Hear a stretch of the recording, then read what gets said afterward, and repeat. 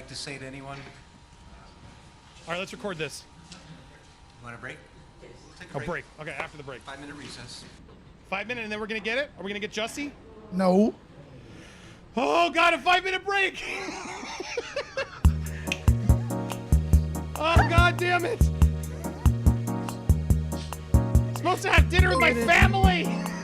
I'm about to pass out. Jussie Smollett! This is the longest trial. I'm so hungry. I haven't eaten lunch. I'm about to pass out. But thank you for all the supporters today, because I'm gonna have a hotel so far away from Well, before we go any further, Kirsty, I'm not going to say your last name, but £4 to my Cash App. Thank you so much.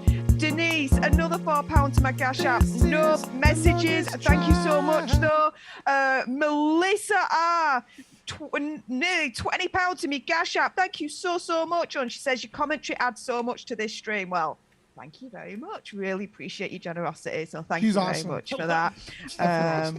Also, as well, looking at this.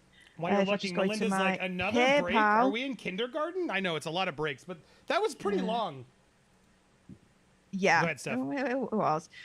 Jennifer as well, through my link tree, £5 to my PayPal. She just says you're a rock star.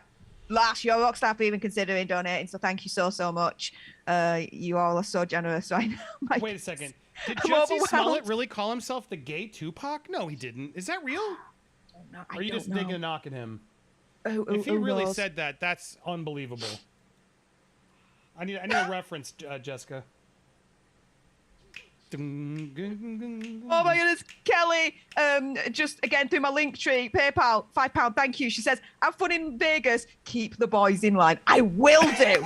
I'm coming over with a special English freaking Yorkshire whip. I'll whip him into shape. Don't you worry about that. I'll whip him into line. Just make sure I don't drink too many. No, don't make. I'm going to get shit-faced on the strawberry daiquiris. Leave me alone.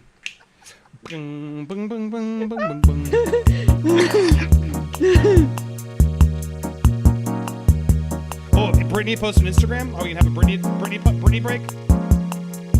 This was the longest trial. Whilst you're getting that up, Shannon, Girls Got Soul, £4 into my Cash App. Thank you so much. Wow. This is guys are amazing. And again, since we're on an ad break, there it is. One more time, I'm going to plug it. That way you can donate to all three of us. If you don't have a Cash App, you can use my link tree. It's in there. It's on the pinned comment. Going over there, you can get Cash App if you don't already have it. If you don't have it, they're sponsoring. I'm just using because you can pay me and yourself by using my code FLLXGHD. Few of you did it. Thank you guys. I got free $15 because you signed up. And you'll get $5. All you got to do is use my code. Don't just use my link. You got to use the code FLLXGHD. Then go to Cash App, and we'll both get paid. You got to set up your info. Make sure you connect a bank account, and you got to pay $5. Once you send the first $5, boom, you'll get $5 back, and I get $15, I think, for referring you. I mean, that's a good deal. And then you can pay Lewis over at Money Sign Nerd Report and Steph over there at $ Steph Alternerd. And thank you guys so much for supporting us. You guys are incredible. And yes, apparently while we're waiting, new post. Oh, let's have a look. Oh, it's just a photo. That was What's up with that doll? That doll next to it? Oh, the eyeball, the filter. Huh? She's using one of those filters. Like Barbies anymore? Oh, yeah, she's being that's crap.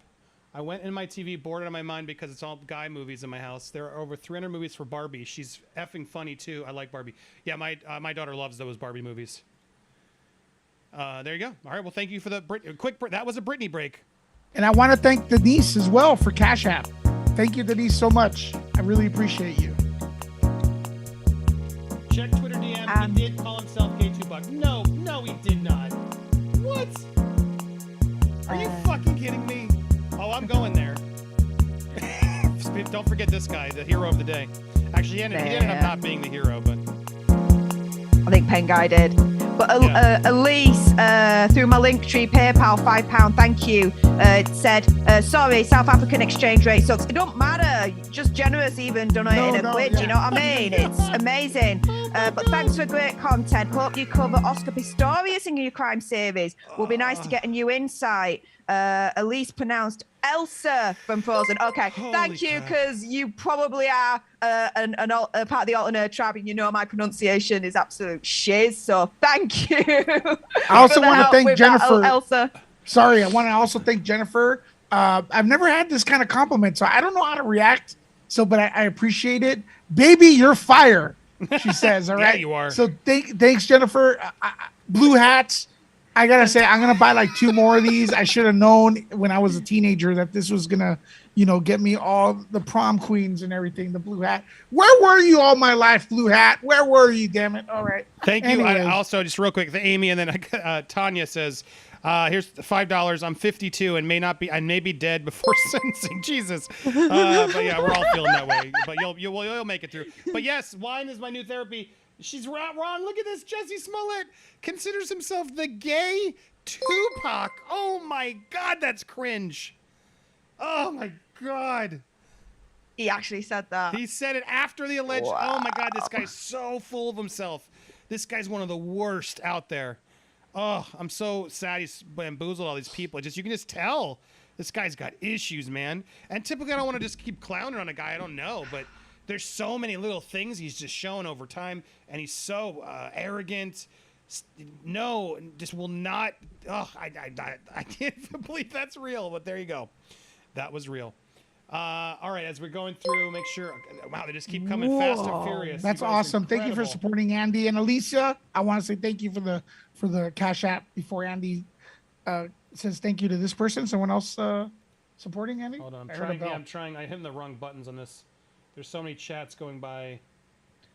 As you're doing that, I would like to big, massive thanks. I'm not going to say your last name, but Lisa, through my Linktree, PayPal, £50. Thank you so much. So good. She just says, Steph is just so gosh darn beautiful. And love, my goodness, you are too. We even considered it in that kind of amount. Now I'm never going to hear the end of it. So much. Now I'm never going to hear the end Summer, of it. always Steph, enjoy watching you guys. You make my day. Again, we're on our break, and our community is so incredible. You guys always support us and keep us going. Like this summer, my goodness, Summer, thank you so much for that generosity. We don't always have streams like this. So when we do, it helps make up for the slower streams. So thanks for stepping up today and helping us out. This will fuel us and empower us to keep going for a little while. But always, like I say, when you see your favorite creators out there, and especially if they're streaming for, holy crap, 7 hours. Yeah. When they're streaming for just in chat. 7 hours, consider throwing a this couple would be a bucks in whole the jar. day. Because, holy shit, I can't believe we've been here for 7 hours. I think I've caught everybody. Tuisha, thank you again. Joey Lilly, the more he talks, the longer his sentence is going to be. Dancing D, I missed some of these. You guys are coming so fast. Daring Dancing D's Dauntless Detours. Def, we know. We heard all the letters. Read them. You read them. Yeah, I know. Exactly. Stop reading it. Pamela says, I am Latina. Latinx. You like that? No. It's insulting that they are trying to speak on my behalf. Correct. Yeah, just Thank like you. Latinx is insulting. Taneth Harris, thank you so much. Hodge the Brute said, can we go home yet? I wish. We're getting close, though. I hope. And I think I'm caught up. And thank you, Toisha, again. Rebecca. I will get to anybody who comments in there. I'm going to make sure I either spotlight or get to it. So thank you, everybody. And thank you for calling out that Jessica Constantine and Wine's on New Therapy for illuminating me. I did not know he considered himself the gay Tupac. That's insane. What a weirdo. Not surprised anymore by anything he does. You know what I mean? Kara Froman. Holy Andy. cow, the longest day in court ever. Wouldn't be here without you guy, sparkling heart, dancer, man dancing, cool face. Thank you, Tresse Linnell. I appreciate you and your amazing generosity. You guys just keep kicking up the notch. I love it. Kara Froman, no relation to Abe Froman, Sausage King in Chicago. Andy, I started this at work this AM, and now I'm home an hour drive, and you're still listening. I know we're all like trying to go to our next thing, but we've invested so much. I can't give up until I know how this all ended. Yeah. I can't turn off this show yet. And today was going to be my shoulder day at the gym. I'm going to have to do squats for my butt because it's flat, man. Yeah, I got up. It's flat after this. I had to get up. I was like, if you have been sitting this time, at least do a couple stretches if you can. Some leg moves. All right, we're waiting. This was a long 5-minute break, I got to say. I think Jesse's going to talk. Press one if you think Jesse's going to actually. I'll do the record stuff. If Jesse talks, that's when we'll record, right?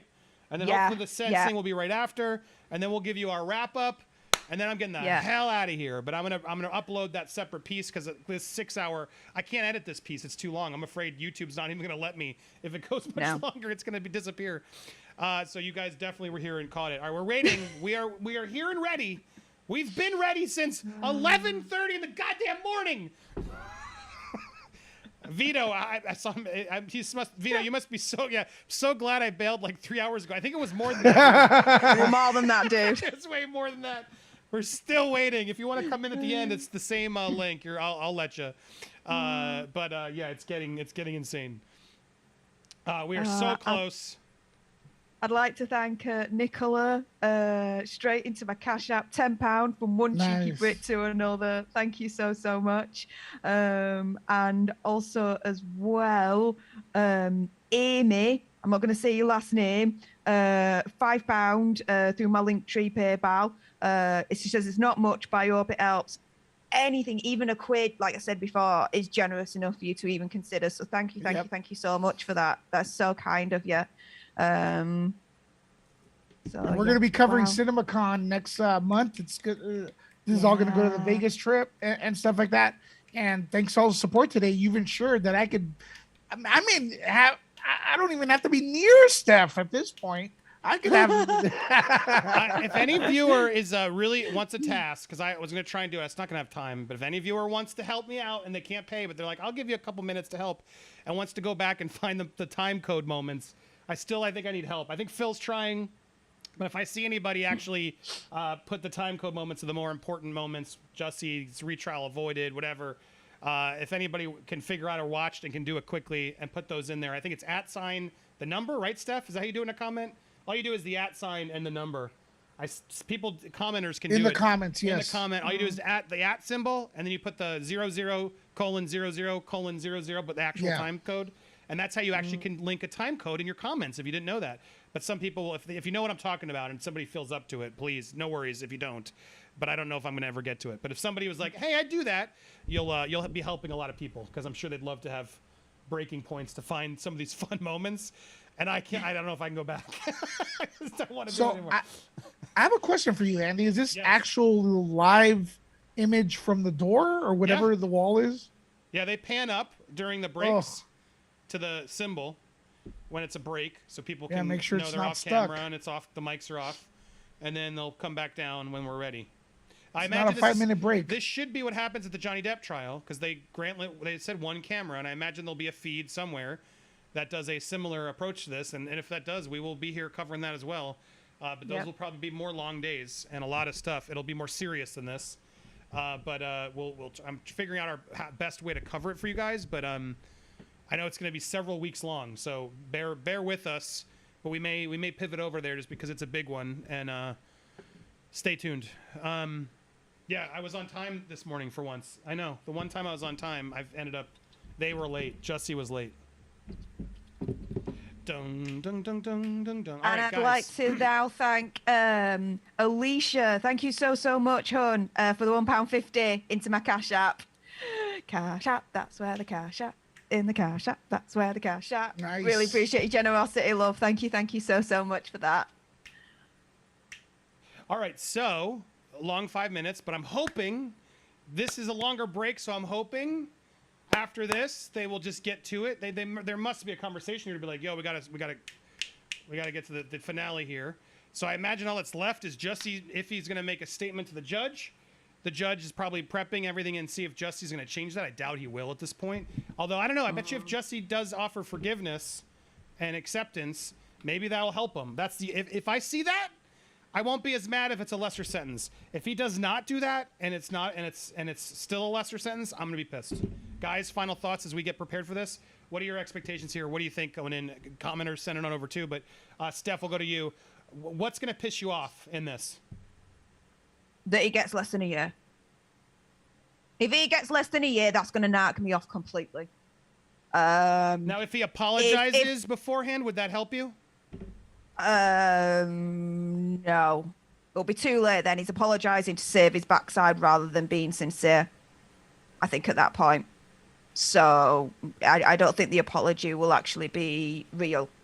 So, and I don't think he'll apologise anyway, because then he'll be admitting guilt. And he's not been doing that all up to now, so why change, right? So yeah, anything less than a year, I'm gonna be absolutely apoplectic angry at the system. If he gets off without any time whatsoever, which is what the defense laughably is asking for, oh my goodness. There's gonna be a riot in my head. In my head, I'm not calling for a riot, I'm just saying there's gonna be a riot in my head, just saying. But yeah, it's got to have more than a year. More than a year. Simple as. Lewis? Yeah, that's my take. I think a year and stuff. And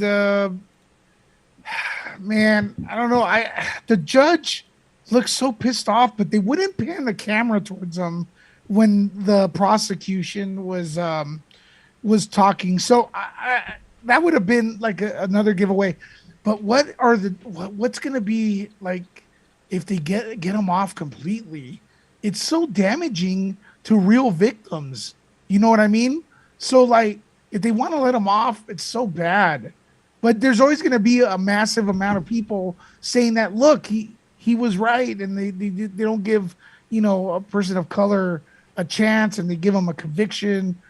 I think the most fair thing, well, not the most fair, but the thing, so it's more middle of the road, is 1 year and some community service. And that being said, I just want to close off by saying thank you, Amy, for support via Cash App. But yeah, I think it's going to be 1 year community service where both sides are going to have what they want, kind of.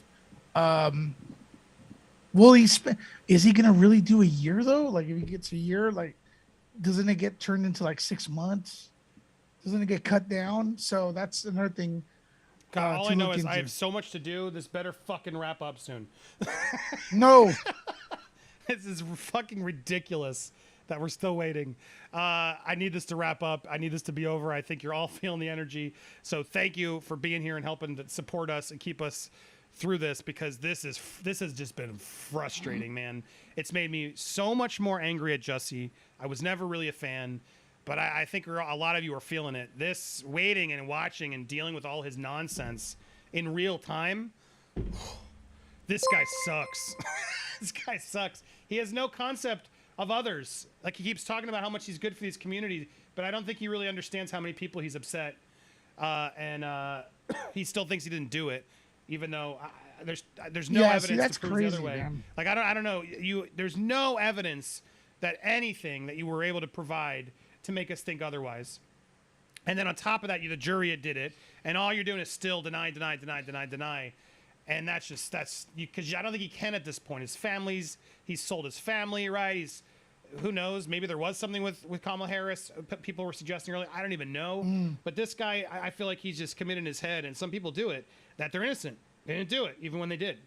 And bro, it's kind of like, I'm speaking here in my opinion. It's very disappointing to see that the president tweeted before the trial happened. You know what I mean? It's like, it creates racial tension. It adds to it. Before the trial even hit, he was like, this happened. There's a tweet out there from the president. It's like, that's what makes America awesome, is we do have trials and stuff like that. And yeah, it's not perfect, but at least let the trial go, through the legal means, instead of like a knee-jerk tweet just to like get votes. Like, come on, dude. This has been a 20-minute break, by the way. I just scrolled back to see what was going on. Yeah, my butt. This break is ridiculous.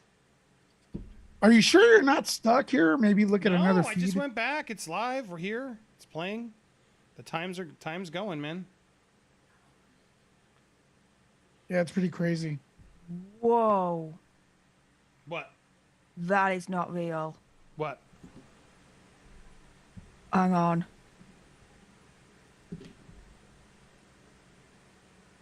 Oh my goodness. Hobby Cat. What? He's okay. Cash App says for Vegas, £150. What? Hobby Cat. Nice. Wow. Thanks for supporting Steph securing the biggest dono of the night. The face, I love it. Oh, is this real right now? Hobby Cat, thank you ever so much. That's like most I've got in like one. Wow, thank you ever so much. You know me, Hobby Cat, because you're one of OGs. Like, I'm not usually lost for words. I'm a gobby cow. You know that. But oh my, wow. Well I like the notification came through. I'm like, did I just read those numbers right? What the hell? Bravo. Here we go. There we go. Opportunity to say something if you'd like to say something. If you have an opportunity not to say something, it's up to you whether you say something or not. But here's your chance if you do.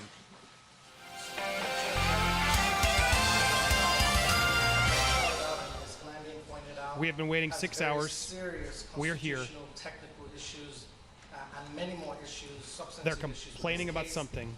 As a result, I've advised him not to make any allocution based on his appellate rights at this time. Well, So they've advised him not to talk. you may give him advice, but I need to hear from Mr. Smollett directly because it's his decision. So, Mr. Smollett, do you want to say something, or would you rather not say anything? I love that. Oh, there he is. All right. Oh my God, the coward. We're at the end of the road here. Here it is. This matter has been pending in the criminal justice system for 3 years, approximately. It's been approximately 2 years on this particular docket. We had an original indictment that was returned by the Cook County State's Attorney's Office. There was a quick dismissal that occurred in this case that caused tremendous consternation in the community, and to this day is a basis of great confusion and misunderstanding and mistrust. In any event, some things happened after the first dismissal, the only dismissal on the case after the first indictment. People were very upset. One person came forward in particular, and that person, of course, is Sheila O'Brien. Sheila O'Brien is a former retired appellate court justice in the state of Illinois. She came to court as a common citizen without credentials, just by herself. And she said she had a grievance and she wanted her grievance heard.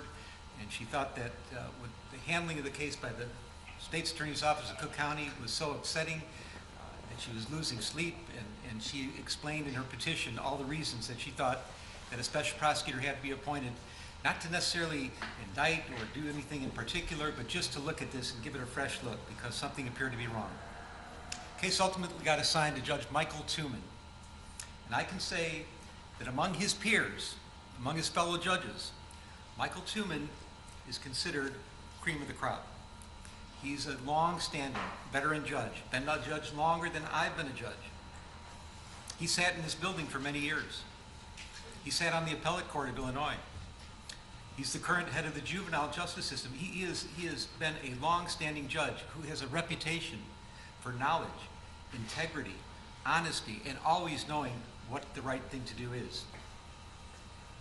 He took this Turn matter up the under volume, advisement. Andy. I know. Hearings were conducted. I can't anymore. Just you guys After don't all talk. these hearings were conducted, and he listened to both sides, he heard from the State's Attorney of Cook County, he heard from Ms. O'Brien. He recognized that there was confusion in the public. There was concern that the confidence in the criminal justice system locally here was at risk and may have been damaged, and that the case required a second look.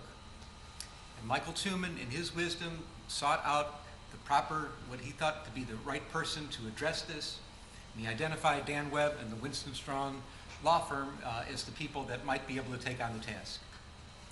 Dan Webb and Winston Strong agreed to take on the task. And as I already indicated, they did this pro bono, which means they did it for free. I don't know that at the time they signed up for this, that they had any idea that it was going to be as work intensive as this case has become.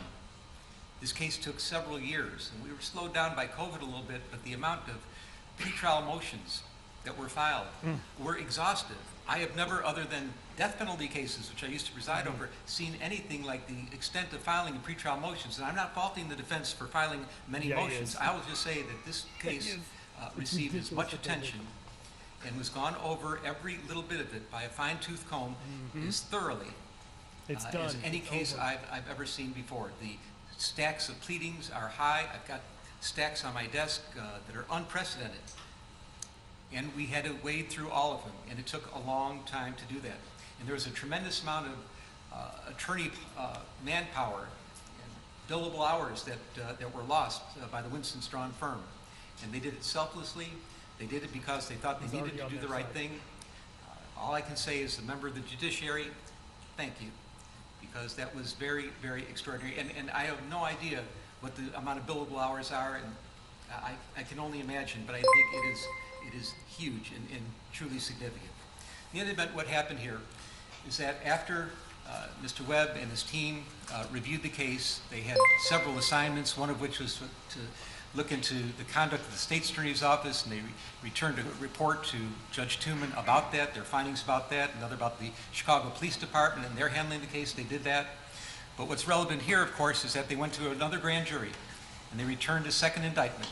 And the second indictment, ultimately by random, got assigned to this particular court. And we came here. We've been here for a couple years now. Well, the pretrial motions have been resolved. A trial by jury was held. The defendant was found guilty of 5 of 6 counts of felony disorderly conduct, class 4 offenses. Our post-trial motions have now been resolved. The pre-sentence investigation has been completed, and we're at the final step of proceedings on the trial court level of the criminal case, and that's sentencing. Let me talk first about the sentencing range, because I think there may be some misunderstanding, at least how the court assesses the sentencing range. This is a class 4 felony. This is the lowest class felony in the state of Illinois. I will note that legislatures throughout the country, in Illinois in particular, have constantly cut into judicial discretion and forced us to have mandatory sentencings under different circumstances. We have to do this and we have to do that, and try to have some kind of cookie cutter justice. But that does not exist in this case for me. I am left unfettered. Under Illinois law, the range of sentence in this case is as follows. Mr. Smollett is looking at a probationary term of up to 30 months. Already. He can receive time in the county jail as a condition of probation of up to 180 days. He can be ordered to perform community service, ordered to participate in behavioral classes, ordered to pay restitution, ordered to pay a fine. He's also subject to a penitentiary sentence of what I find to be 1 to 3 years. Now there's talk about, well, what about 5 counts? Shouldn't he be at least eligible for a 15-year sentence? There are ways to analyze Illinois law and say that in a case doesn't matter. Just give us the where sentence. there are 5 counts, that consecutive sentences might be required or might be at least considered.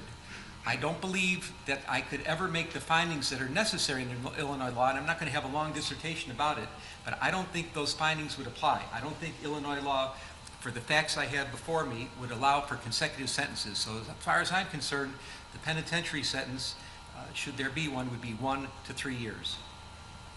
I'm mindful that there's acute public interest in this case. Mm-hmm. We have television cameras. They want to be here, and they are here. People are watching.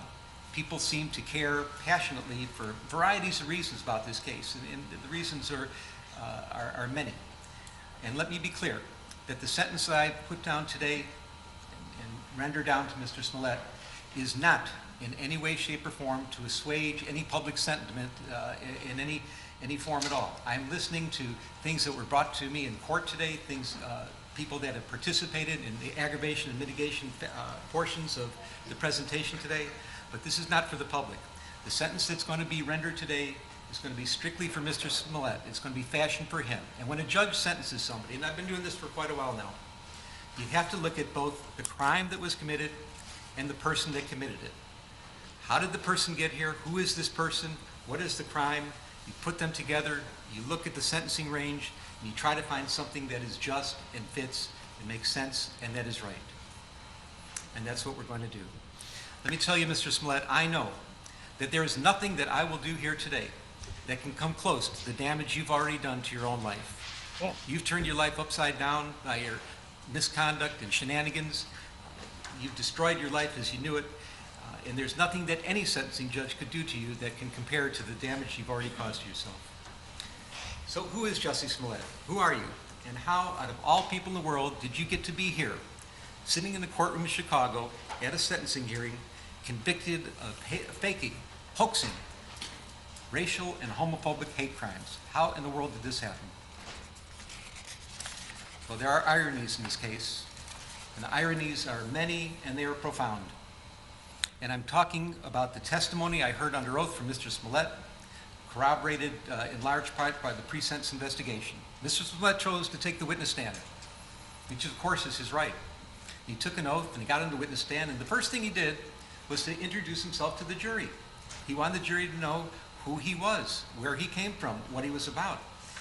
And I heard it on the witness stand, and I heard it corroborated today by the witnesses that came and testified on his behalf.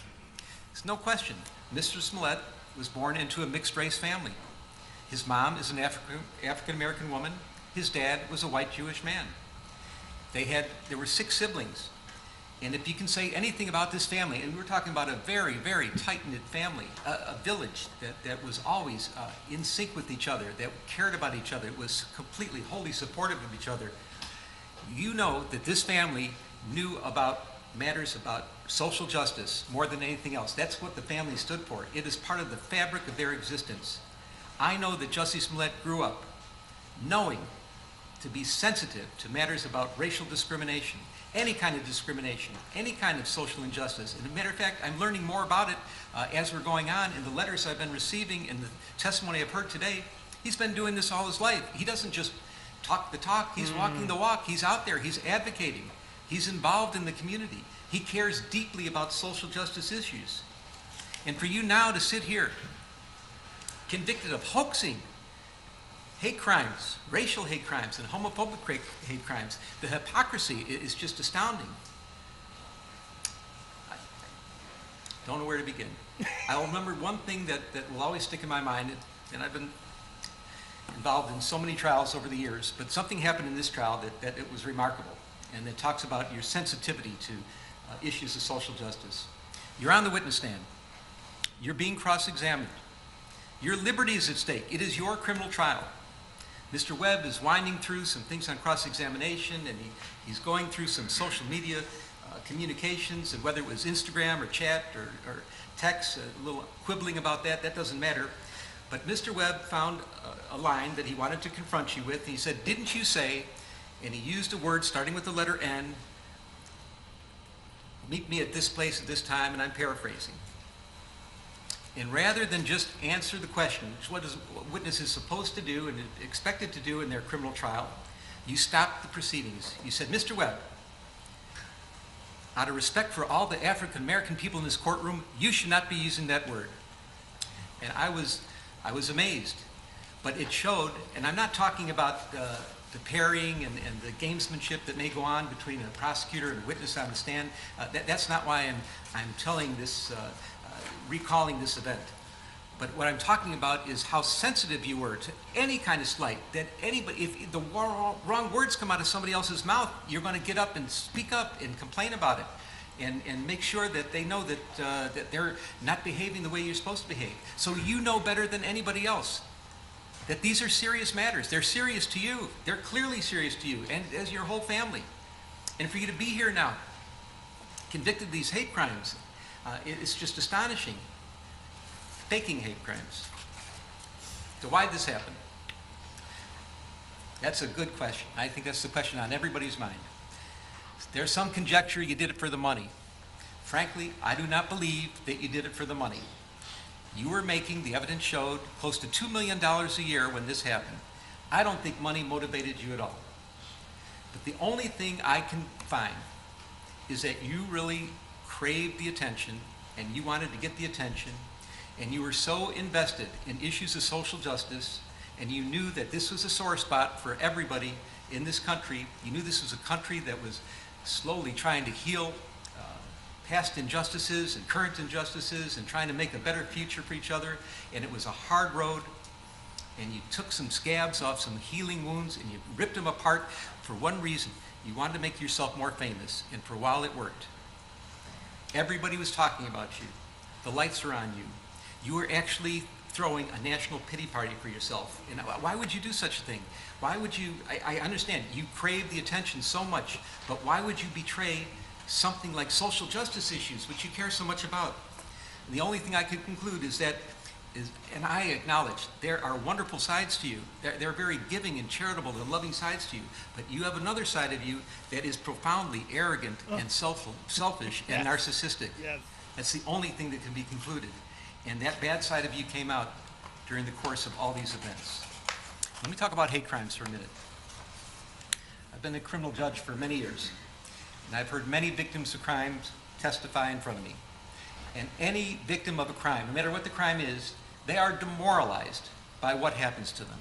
It doesn't matter if you're injured unjustifiably, if somebody hurts you and it maybe cripples you or damages you in some fashion that's going to be long-standing injuries.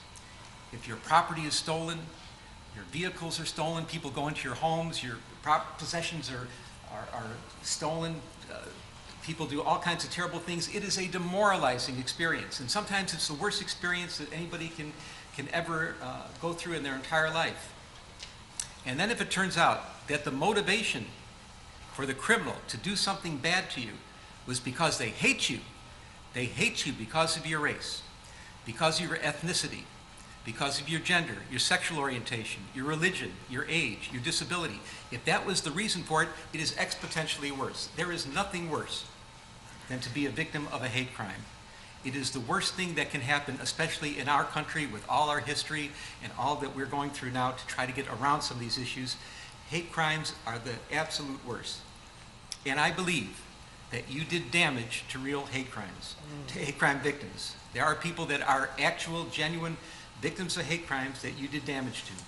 These are people that have a difficult time coming forward. They may be mistrustful. They may not want to bring it to the attention of the community or first responders.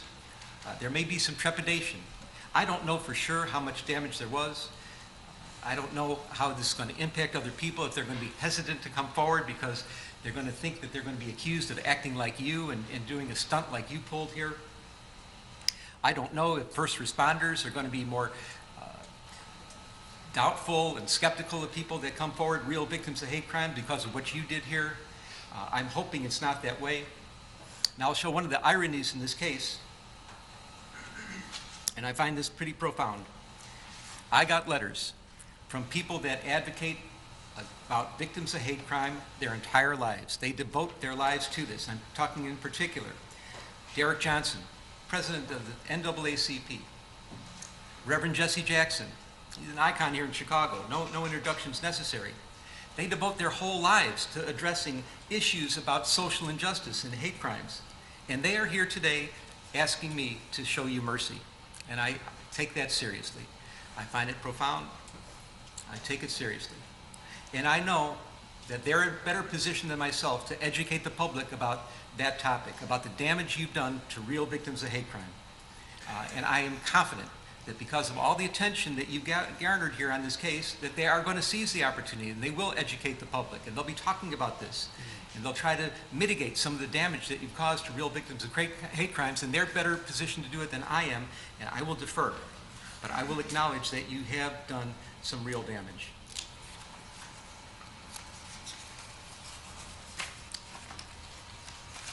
Notice he wrote this ahead of time.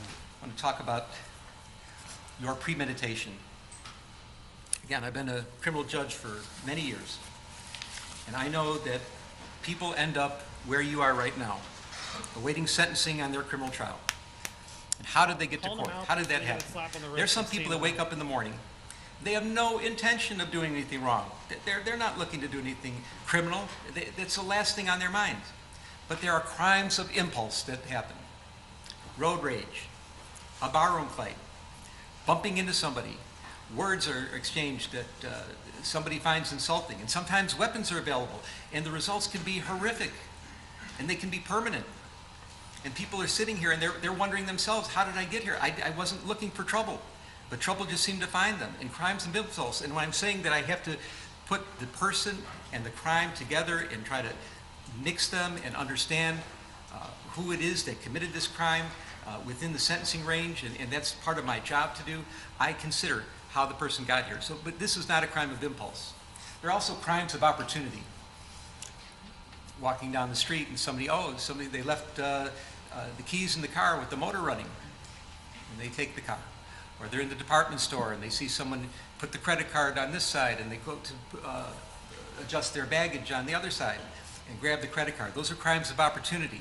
They didn't wake up thinking they're going to commit a crime, but something just looked too tempting to them. They use very bad judgment, and then they get in trouble, they get caught, and here they are. But then there are crimes of premeditation. Mr. Smollett, that's what you are all about here, crime of premeditation. You did wake up in the morning thinking you were going to do something bad and something wrong. And I know more today about this than I ever did before, that there are some wonderful things about you. And I know how people, they cherish you, and they cherish your relationships, and they cherish the good works that you've done. And they love you sincerely and deeply. And they're not faking, they're not lying when they talk to me about their feelings about you and the good things that you've done. But you had that dark side, and this is what happened here. You premeditated this case to an extreme that's amazing. You wrote a script. The script involved words. You're going to encounter me on the street, yell out empire, N-word, F-word. You're going to hit me. You're going to beat me up. You're going to put bleach on me. You're going to put a noose around my neck. That's a script that you wrote. Now, it's not a good script, especially for Streeterville in Chicago. It's questionable, but it's a script that you wrote. You picked out the actors. You chose the Oceandero brothers. And why did you do that? Because you knew them. You trusted them. They idolized you. You're an established actor in a serious television production of Empire. They were kind of hangers-on there. They're trying to get jobs as extras, maybe a little speaking part here and there, but you were mentoring them. You were helping them. They wanted your advice. They would do anything for you. They thought you were one of the greatest people in the world to know and that you could help them in their careers. They're in great shape. They gave you a little advice about diet and exercise, but they idolized you and they would have done anything for you. And you chose them because you knew that you could trust them, that they were loyal to you. Panda Jussie. You paid them advance by check. Not necessarily a good idea, but it was your idea. It was part of the plan that you would pay them in advance. And the check was out there. The check was shown into evidence. That was part of your premeditation. You chose a date. You chose a time. You chose a location. You had props procured. You gave them a $100 bill and had them get the supplies. What are the supplies in this case? Get masks. Nobody should see you. We're going to say that you're white, but obviously the Oceandero brothers are not white. We're going to cover your faces in masks. We're going to have a red hat because that's going to indicate MAGA country. We're going to get a rope that we're going to use as a noose. We're going to procure some bleach. You're going to have the supplies. And then you had all that together, and then you did rehearsals. You picked them up and you did drive-bys. You drove around and around the block. You picked them up in Lakeview in their neighborhood, and some distance away you went to Streeterville where you were living, and you showed them. You're going here, you're going there, and you're going over the lines. You're going over the script with them so they would memorize the script. You're indicating which brother. You're the one that's going to hit me. You're the one that's going to put the noose around my neck and pour the bleach on me. This was planned. This was premeditated to the extreme. And I find that your extreme premeditation in this case is an aggravating factor today. Let's talk about the incident itself. It's all set up. The Oceandero brothers are on board. Your plane is running late. Now you had a chance right then and there to think, okay, I'm really late, I'm 4 hours late, this can't go down, it's freezing in Chicago, we're on the verge of a polar vortex. You might have just thought about it and said, you know, maybe it's not in the cards, maybe the karma is wrong, I shouldn't be doing this. But no, you double down. You start communicating with the brothers through social media. Now, whether it was by texts or chats or Instagram, public or private, one way or another, you kept in touch with them. And there was some quibbling about the specifics about how you kept in touch with them, but they knew what time you were coming in, and now the time is pushed back to 2 o'clock in the morning in the freezing cold weather. It's double digits below zero at 2 o'clock in the morning. You have to have a reason to be out on the street. And the reason you chose is you come up with the story that you needed to get some eggs at Walgreens at 2 o'clock in the morning. And if not that, you're going to go to Subway and get a sandwich and a salad and get something to eat at 2 o'clock in the morning in the freezing cold. You did one more thing. You got the Oceandero brothers. Now they're on board with you. You're using them as your patsies. You have your friend, you get your friend Brandon on the phone, and here's a man, a professional man that's trying to help you in your career. You're not sure what town he's in, if he's in Australia or not, but you get him on the phone, and he's going to be your patsy also, because he's going to listen and be around on the phone to hear that you're being attacked by somebody. Now, he doesn't know what's going on, that it's really not an attack, but he's going to be able to corroborate your story. So you're getting that together. You got Brandon on the phone, you're out on the street, ostensibly to get some Subway, you get some Subway, and you're walking to where this is supposed to take place. Now, the Oceandero brothers, they're getting ready too. And they're doing this because you wanted them to do it on the sneak. No cell phones involved. Make sure nobody sees you get there. And what they think is some kind of clever way of getting there, They have an Uber pick them up from their home in Lakeview. They take the Uber to Old Town. It's a different neighborhood. They get out of the Uber and they get into a cab. Now the cab is supposed to go to Streeterville, but not to the scene where this is supposed to happen, a few blocks away. So nobody actually sees them get out of the cab, and this works out the way you want it to work out. So they get there a little early, they're walking around, they're sitting on a bench for a minute, but at 2 o'clock, the time that you said this is supposed to happen, at the place you said it was supposed to happen, at the moment you said it was supposed to happen, they appear. So you're talking to Brandon on the phone, you have your subway in hand, and they follow the script. Hey, Empire, word with the letter N, word with the letter F. There's a scuffle. They pour bleach on you. Brandon's listening to this. They attempt to put a noose around your neck during the scuffling. You're getting a little abrasion and scrape on your face. A car goes by, and the brothers take off. They leave. They never did get the noose around your neck. So what do? You gather your belongings. You get the cell phone. You're talking to Brandon. Hey, did you get jumped? Yeah, I got jumped. I got mugged. Did you hear what happened? You're trying to make sure that he heard the words that were spoken. You grab your food, and you took the noose that they never did get around your neck, and you put it around your own neck. I repeat, you put the noose around your own neck. He's pissed. I love it. He's laying it all out. Video footage shows that when you walk into your residence, you have this noose dangling loosely around your neck. You go into your apartment, the police are called, the police arrive. The first officer on the scene is Chicago Police Officer Mohammed Beg, in full uniform, the first responder of the first responders. His body cam is on. He sees you. And now he sees that that noose is around your neck, but it's not the way that you walked into the house. Now the noose is up at your throat. You've maneuvered the noose, and you've made it look worse than it was. This is part of your plan. Officer Beg asks a simple question: what happened? And then you start to lie. And you haven't stopped lying ever since. You've been lying and lying and lying about this case, and that's why you're here today. You want to fake an incident on the street, try to get some attention at work, try to have somebody else feel sorry for you. That would never have got you here. The problem was you lied to the police, and you caused all kinds of consternation. You caused a major investigation to take place, which got many people involved and caused great stress throughout the city and throughout the entire community here, and that's the problem. That's why you're here now. Those were the crimes you're convicted of. Not the shenanigans out there, but the lying about it, making it up, and that's why we're here now. You repeated your lies at the hospital. 6 counts were put together. The jury found you guilty of 5 of them. One was a little bit different than the others, and I understand that. Let me say, from my vantage point, and I was obviously here at every stage of this trial, I thought the jury's verdict was accurate, correct, wholly corroborated, but what could only be described as overwhelming evidence of guilt against you for lying. That's the crime you're here for, lying to the police.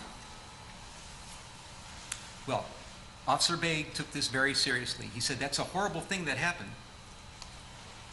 And he started the process of police investigation. Detectives got involved. You ended up at the hospital. All things were starting to happen, and this word got out. And you're not just any person. You have a little bit of celebrity about you. You were known in some circles as a very competent actor, a really good actor in a very serious television production called Empire, and people knew about this. And because you're a celebrity, and because you've been so active in all these social justice causes, and this is what is so unbelievable about this case, that you of all people are here convicted of hoaxing hate crimes. You who know better, who are out there in the world trying to be something for the good in social justice causes, that you ended up here right now like this. It's crazy, but you know people in high places, elected public officials. They reacted. You knew mainstream journalists. They reacted. You became the first page, your front page news. You're talked about in the halls of Congress. People are talking about making laws to prevent what happened to you to happen to anybody else. People on mainstream media are decrying what happened. What kind of country is this? How could they do this to Jussie? We know Jussie. He's such a gentle guy. He's the guy that was described to me by all the family and friends that I heard from today. And I believe that Jussie exists. But you use them as your patsies too. They were giving you the national pity party you wanted. They're putting you on the front page. All the attention is on you. People talk about social injustice. Your name was coming up first, which is exactly what you wanted. But you used them. If anything, people in those positions, elected public officials, mainstream journalists, their credibility is everything to them. And you didn't care that you might be damaging it. You did damage to them because, again, there's a side of you that has this arrogance and selfishness and narcissism that's just disgraceful. And your plan worked, of course, until it didn't. We're in Chicago. You lived here for 5 years, working on the Empire show. And you have to know, as well as anybody that lives in Chicago, that Chicagoans, they love their city. They're fiercely loyal to the city, and believe me, Chicagoans know we don't all agree with each other on a lot. There are all kinds of disagreements on what our city should be, what the vision should be for the future. There's even disagreements about what our past was like. But despite all the disagreements and all the things that are not right with Chicago, it's sweet home to Chicago to the Chicagoans. Chicagoans are fiercely loyal to their city. But Chicagoans have one thing in common that they agree on, that there's no misunderstandings, everybody's on the same page.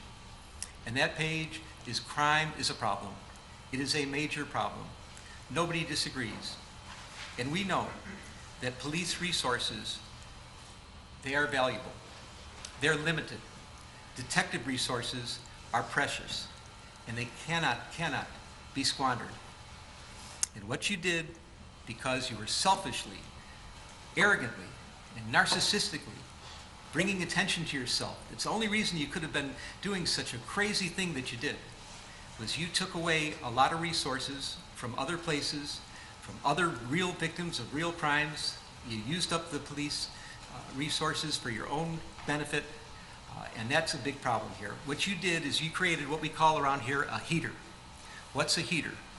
A heater is a case that when it's reported to the public conscience is shocked to such an extreme that the public is demanding that the police solve this crime here, right now, right here, right now. Everything else has to take second place. The heater has to be addressed.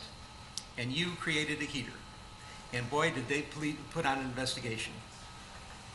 And I know that I've been listening to Chicago police officers and listening about police investigations for many years. It's certainly not a perfect police department. It's perhaps unfairly maligned in some respects as well.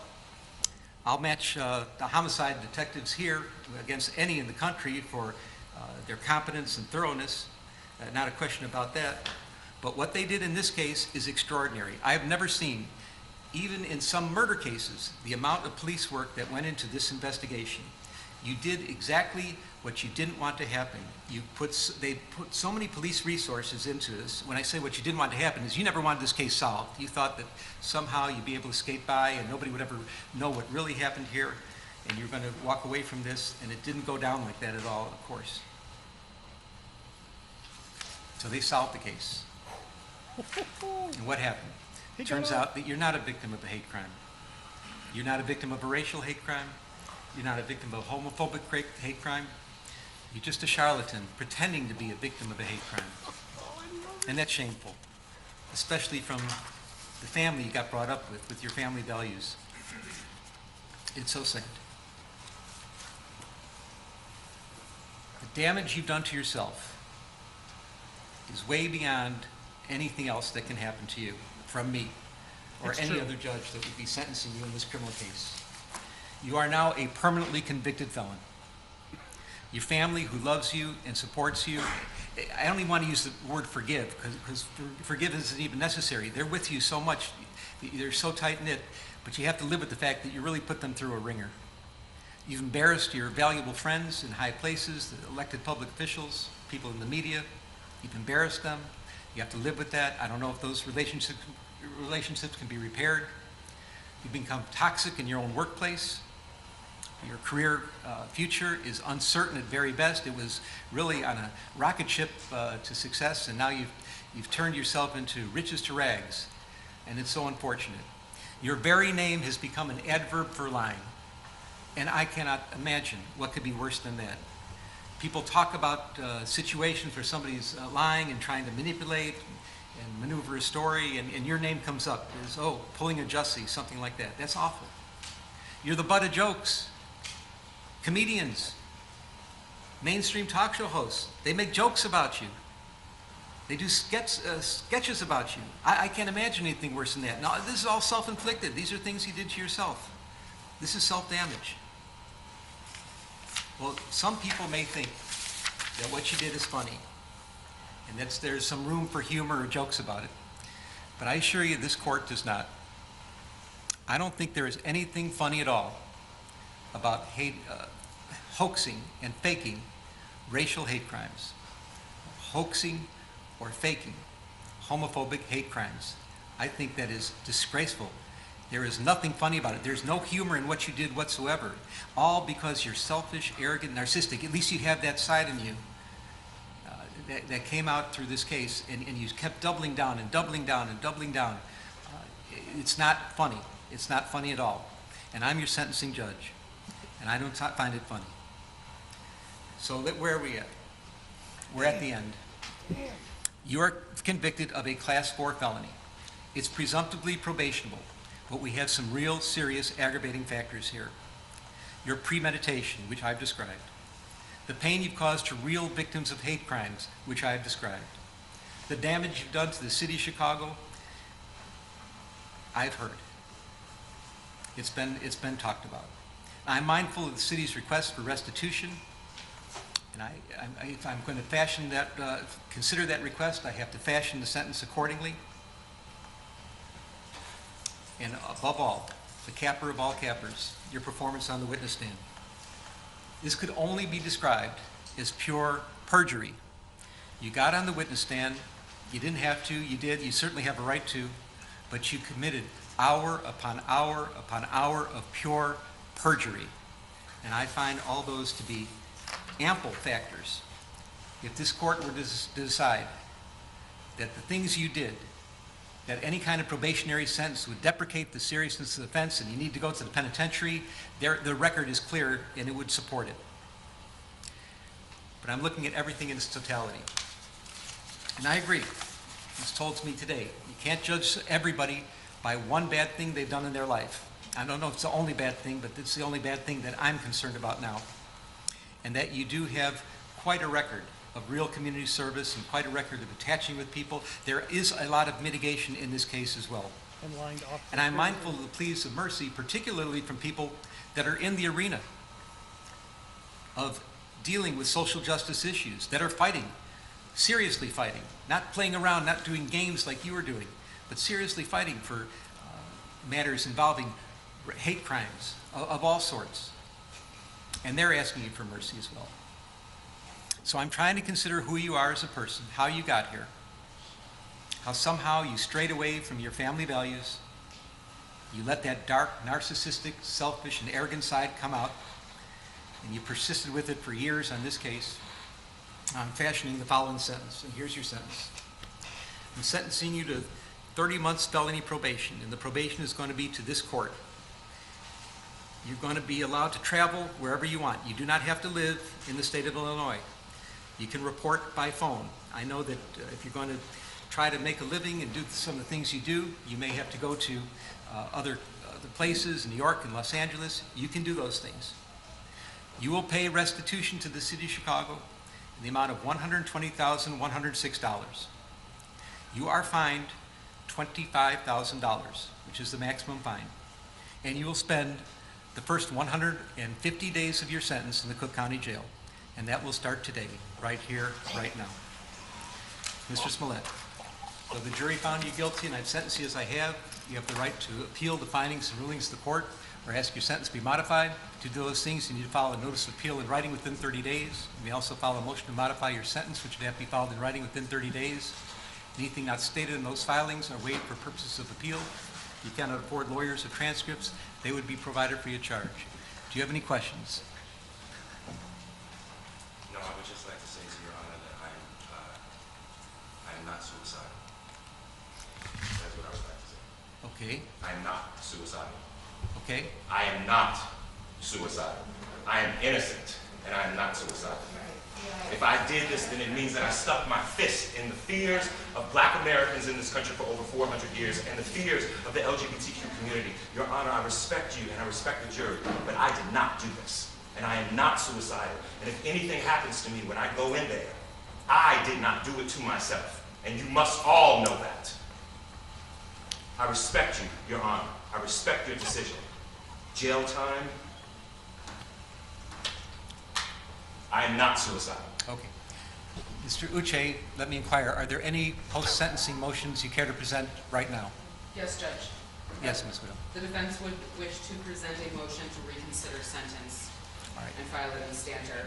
All right. It is timely filed. Thank you, Judge. And let me say, I've obviously considered the sentence at great length, and it's timely filed, so it's preserved for purposes of appeal. Motion to reconsider sentence is respectfully denied. And is there another, one second, Randy. Anything else? Just a second. Is there going to be a notice of appeal filed? Yes, Judge. We filed a notice of appeal. We're going to be emailing to the clerk right now, to the office. You doing it in stanter? And are In you going stanter. to be handling the appeal? Judge, as of now, yes. Well, you have to commit to Yes, handling the Judge. appeal Yes, for the yes, appellate we're court. filing the notice Okay. of appeal. All right. Notice of appeal may be filed. Charlotte, and now I need the prosecutors to work with Charlotte, the probation officer, to work out probation specifications with the conditions I just explained. 150 days in the county jail, the restitution, the fines. Oh, and also statutory DNA and costs are ordered as well. That's statutory. So you have to fill out the probation specifications, and I'm going to get somebody to help you do that, but we need to get that done in stanter. Anything else today? Yes. Your Honor, if I may, in light of the notice of appeal, we would ask that you suspend the jail sentence in light of the Do what? instanter filing of the notice of appeal. Did I do what? I was going to Suspend the They're jail doing all their sentence in appeal light of stuff. the notice I was of going to filing. move on, but is he That going will to be blow up respectfully again? denied. Yes, Mark. Mr. Lewis. If it can be stayed in light of our notice of appeal. No, I'm not staying. No. The wheels of justice turn slowly, and sometimes the hammer of justice has to fall, and it's falling right here, right now. I'm not staying this. This happens right here, right now. Okay.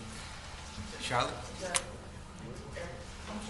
I know you sentenced him to, Jussie Smollett. Yeah, I'll talk to you about it. I'll give you those details. Okay? Wow. All right. Any other matters to come before the court today?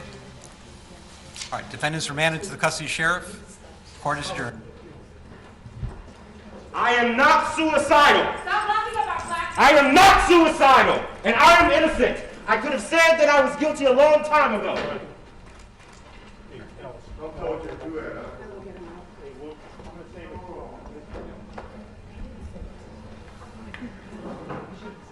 Holy shit.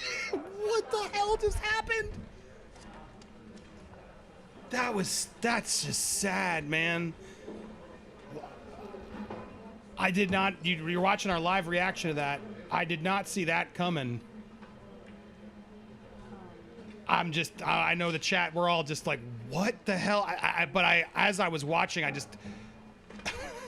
that judge, you know what just happened? This narcissist, and that's a narcissist, guys. Like, there's a lot of calling out narcissists. But that is, I couldn't think of a bigger one than that. And he had to sit there and he had to listen. You know what I mean? He had to fight. He couldn't talk back. He couldn't get up. He had to sit there and actually listen and take it for once. And he exploded. He exploded at the end because he just refused. But that judge, my God, what a judge. He kept it cool. He kept it collected. I think his reasoning was sound. By the time when he gave his justice, I was like, you know what? I'm sold. Fair. He laid it all out. Yes, it was long. But, dude, he just decimated Jussie. He didn't buy him 1 second. He laid out every reason why. He said what we've all been thinking and knowing, and he's been clearly following this case, guys, to a degree that's just impressive. I didn't feel at all he was making weird judgments or trying to consider to do something willy-nilly. This guy was clearly knew the cameras were on. This camera knew he was prepared and just brought it, and he, as he even said, laid down the hammer of justice today. Guys, I'm for. And then we had what is he talking? I don't even know. Why is he screaming? I'm not suicidal. I mean, is he now going to try and play like a crazy defense? Is that what's going to happen? Like, what is it? Steph, Lewis, do either of you have a reaction to that blowout at the end? What is going on? Yeah, dude, that was coming out through my monitor, and I'm kind of scared right now. That was nuts. I think the strategy now is he'll be placed like separately from everyone else, and there'll be more eyes upon him since, like he said, the word suicidal, to make sure he doesn't go through it, because when you say you're not suicidal, you probably are, I guess. I don't know. I'm not an expert, but yeah, man, that outburst at the end, I don't know what to make of it. It scared me, honestly, from over here. It was way louder than everyone. He had to sit there and he had to listen to it. You know what I mean? Like he had to hear it all. Showed no remorse, bro. None. None. That was crazy, bro. That was crazy. It's just it. Oh my gosh, dude. That was ugly, man. Dude is referencing Epstein and Epstein's friend in regards to I'm not suicidal. Correct. Oh, okay. That's what he's Okay, got it. I got it. He's now putting himself, he's now trying to set up a narrative where this is so much bigger than anyone understands, and it's a major conspiracy, and it's all against him, and there's big, massive, powerful actors that are against him, even though this whole freaking major part of this sentencing were all these powerful, rich people freaking telling him what a swell guy he is. So, frick my life. Wow. What? Oh, yeah. Jail, and you know what? Even though he got less than a year, by my calculations, 150 days is about 5 months. You know what? He's ordered 120 grand, which is 10K below what Chicago was asking. So he must have taken into account the 10K that he paid right at the beginning. And then 25K on top as a fine. If I did this, then it means that I stuck my fist in the fears of black Americans in this country for over 400 years and the fears of the LGBTQ community. Your Honor, I respect you and I respect the jury. But I did not do this. And I am not suicidal. And if anything happens to me when I go in there. Oh, so then, yeah. Someone's gonna, totally what it is. Sorry. I was so reacting to this, I didn't even think about it. I was scared to even talk to him. He thinks he's gonna get. Thinks he's gonna get Epstein. Yeah, he implied. There you go. Dude, he's such. I mean, is there a bigger narcissist in the world? They're gonna kill me now because I lost the case. Dude, you're already like your career is dead. Who's coming after you? Like, what are you talking about? What are you? That judge decimated him. The judge. Let's be honest. I'm gonna say what it is. That judge just killed him. So it already happened, Jussie. That nothing could take him down better than what that judge just said when he dropped all those truth bombs to his face, and he had to hear it all. You know what I mean? And so therefore, he's got to play it up. And you know what? I think that was also probably a move on his part. How do I distract from this? How do I distract from what you just heard that judge say, which was the truth? How do I pivot everyone's news and everybody? Now it's all going to be about the outburst. It's all going to be about the outburst instead of the judge decimating that guy. And don't let him distract you. That was nonsense. This guy sucks. and let's talk about it. I got to say, he's got to pay Chicago 120. He's got to pay the fine. But then he's also got to pay another 25 grand. Great. I would love more. 30 months felony probation. So he's got to stay here for 30 months. That's a long time. And then 150 days in jail starting today. He's in cuffs. He's in jail tonight. And he's in there for 5 months. I got to say, I'm happy with that. I'm happy with that. And given what that judge just laid down and said to his face, I got to say, we were speculating all day, guys. We sat here for 6 hours with this buildup, and I do have to admit that was some firework finale there at the end. It did. We were all hoping for something. We thought we were gonna get a slap on the wrist, and I wasn't sure a few moments there. But my goodness, that was wild, and he just proved who he was. At the end, even he still can't get over the fact, and they're gonna try and kill me now. You guys don't know better. Like anybody was thinking that. He even said it out loud, and I couldn't even process. Like what? Who's coming after him? Steph, a final word, because I can't keep doing this, even though we could talk all day. Steph, final word from you as we react to this insane ending. You know what? I said if he got less than a year, I'd be absolutely angry. But you know what? The judge absolutely read him to filth, completely destroyed. Bye-bye. 5 months, you go down. Do you know what? Fair enough, because on top of that, he's got how many years freaking probation, and then he's got 120K on top to pay back to Chicago police, which, as I mentioned, very interesting because that's 10K less, I believe, than what they were asking. So the judge must have taken into account like the 10K like bond that he paid or something along those lines. Okay, fair enough. And then the 25 grand fine on top. Nah, could it have been more? Hell yeah, but okay, whatever. It is what it is. Hear him at the end, though, saying that he's going to get Epstein, like... Don't keep saying that word. Don't keep saying that word. Sorry. Sorry. Well, I did not you know say what's that Jeffied, word. Jeffied, yes. Jeffy! To get Jeffied. Like, yeah, seriously, like, why? This dude, like the way that his mind works, like ceases to amaze me. To think that he's now going to involve himself in this narrative that he's going to get Jeffied because there's sinister players out there, an organization that wants him gone for some reason, so it's a bigger conspiracy and it's everyone's against him, blah blah blah, and he's so innocent, blah blah blah. Oh, get over yourself, dude. You did the crime, you're gonna freaking do the time now.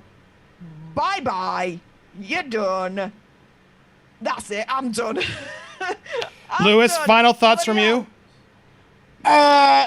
I'm gonna go with your blessing, Andy. I'm gonna go on Nerd Report and take in calls. Is that okay? Yeah, if do I it, man. That?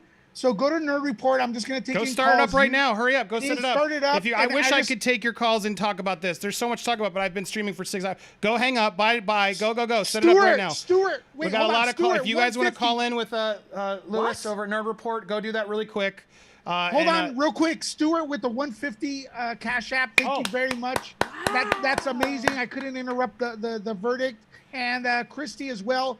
I'm clipping that. Hold on, Lewis. Sorry, I just want to clip this. Thank you for watching. I'm going to wrap up in a second. If you haven't already subscribed, hit that subscribe. Sorry, I'm rushing out. Hit the bell for all alerts. I'm going to talk to you for a few more minutes, but smash the like button. Leave a comment down below. Go subscribe. Make sure you're subscribed here, but also subscribe to Steph the Alternate, Nerd Report. Go over there. Get live. We'll tell them over there. I want to make sure we get this done. Appreciate you guys watching. If you want to see the full 6-hour chaos, I'll put that there as well. You can go click it, but I wanted to make sure I clipped that amazing thing. Go share this. That judge's speech needs to be shared, not just Jussie's outburst, which is going to get memed to death. That judge deserves some attention.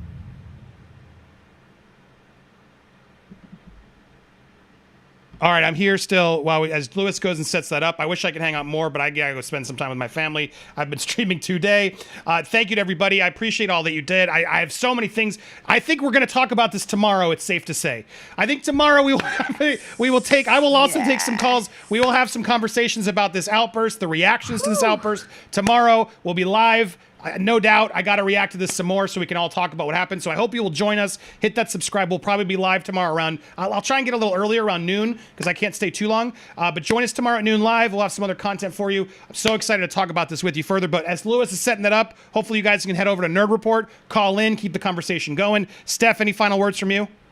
Yeah, 2 thank yous. Firstly, to All By Design, going through my link treat at PayPal, £20. Thank you so much. It says, thanks, Steph, for sticking with it. You all have been great. Well, thank you so much for your support. And Rebecca H, up, lass. £15 to my Cash App. Thank you so much. It says, thanks, lass, for you. I love choosing what to watch. Well, thank you too, lass, for your support. That is amazing. Thank you so much.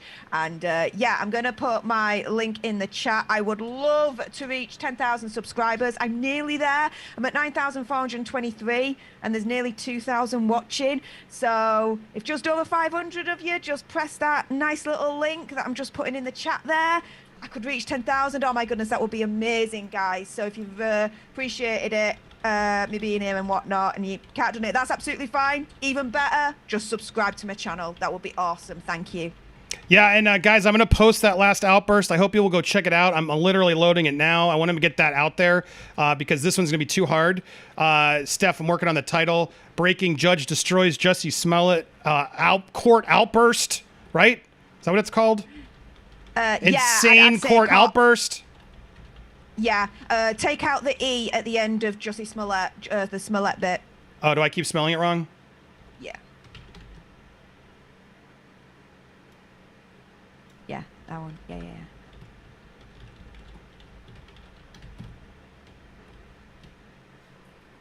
Does that work?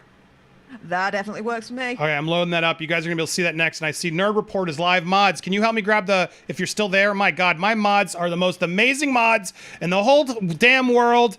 Staying here all this time, all of them that did. I'm so amazed by you guys. Head on over to Lewis, please. I may try and I'll chat, jump a couple comments and stuff. I want to make sure Lewis gets some love because he deserves it. And he's going to take some calls with you guys, which I think is a brilliant idea. Go on over there. You got, I'm sure, lots more to talk about. I saw you, Vito. Go join Lewis. Go do a call-in show with Lewis if you want to keep coming back in. Hopefully you guys will go over there. What is it? Language? Shocking? No? I'd say shocking just in case, yeah. Just in case. And yeah, shocking. Sensitive, right? No, controversial.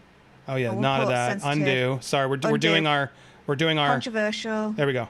We're doing our YouTube stuff as we go through and end cards. It's all the process of getting these videos up quickly. But thank you guys for bearing with me as we get this up. And I want to, and any other last support I'm going to go through quickly. If you watched all 8 hours, please drop something to make it worth our while.